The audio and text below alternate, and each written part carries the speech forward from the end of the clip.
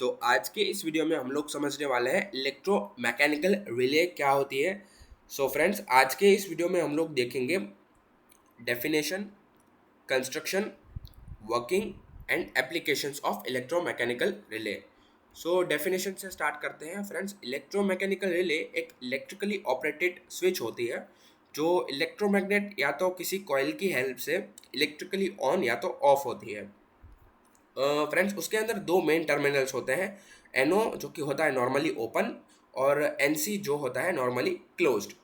Friends, simple words में आपको मैं समझाऊं तो इलेक्ट्रोमैकेनिकल रिले एक छोटा सा मैग्नेटिक स्विच होता है जिससे ऑन ऑफ करके हम लो पावर सर्किट्स या तो हाई पावर सर्किट्स की पावर को कंट्रोल कर सकते हैं।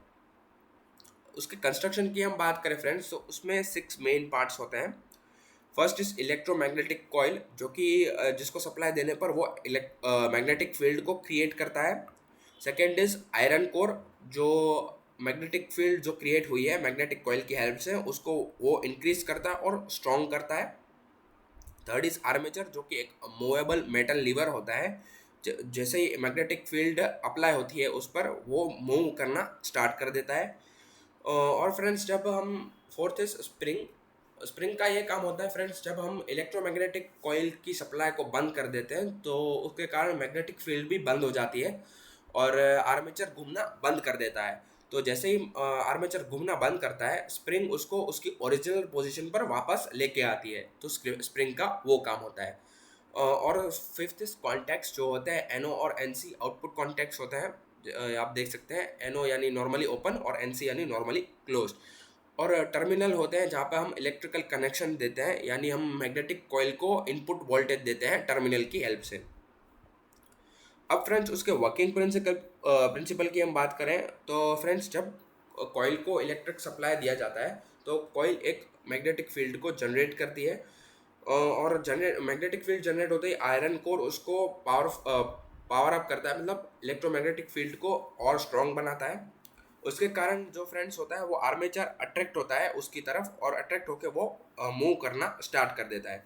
जैसे ही वो आर्मेचर मूव करना स्टार्ट करता है तो नॉर्मली ओपन होता है वो क्लोज हो जाता है, और नॉर्मली क्लोज होता है वो ओपन हो जाता है।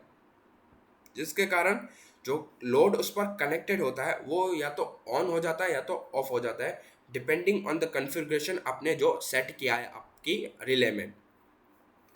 फ्रेंड्स, जब कॉइल की सप्लाई को ऑफ कर दिया जाता है तो मैग्नेटिक फील्ड भी कट ऑफ हो जाती है, और उसके कारण आर्मेचर घूमना बंद कर देता है। जैसा कि मैंने आपको बताया कंस्ट्रक्शन में, आर्मेचर घूमना बंद कर देता है तो स्प्रिंग उसको उसकी ओरिजिनल पोजीशन पर वापस लेके आती है।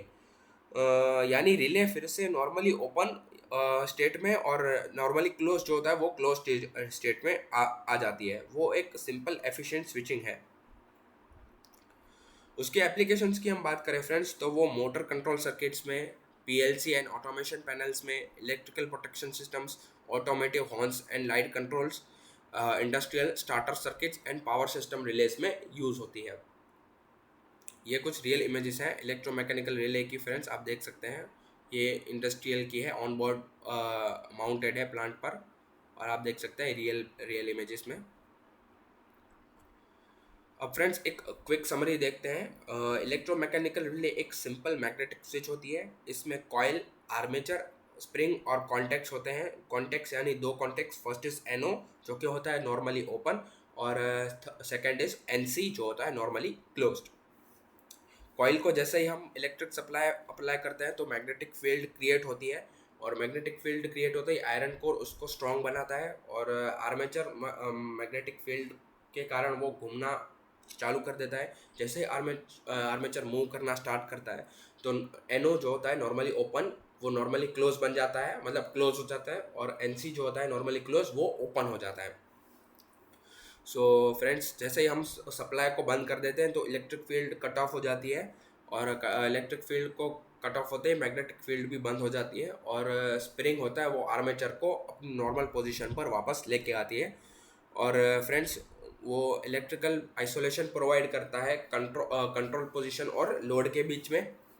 और फ्रेंड्स, इलेक्ट्रोमैकेनिकल रिले का कंस्ट्रक्शन बहुत ही रिलायबल है, वो सिंपल है, और वो काफ़ी जगहों पर यूज़ होता है ऑटोमेशन एंड पावर सिस्टम्स में। आई होप आपको समझ में आया है friends. Thank you very much.